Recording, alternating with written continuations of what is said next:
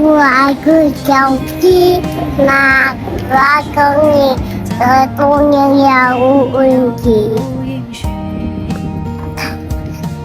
白个小鸡，白个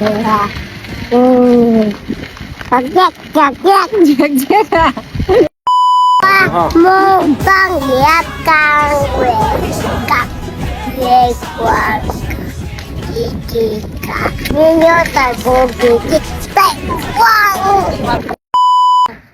高家，真都好粗啊哈！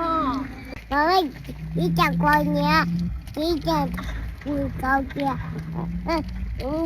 我想買龜。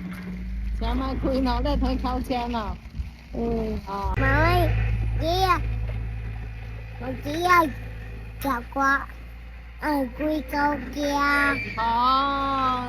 食過龜高車咯。你條讀書讀輕輕呢，目的就愛龜高車，你知冇？唔北字都冇得龜高車，先啦。我北字，大隻有更高家。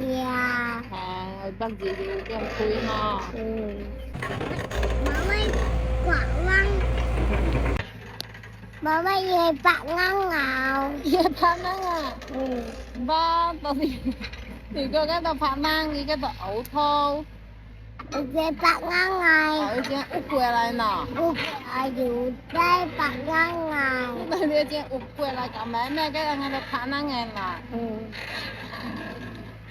cái năng đi lại cửa ông ha mấy nó cái phạt được ha không mẹ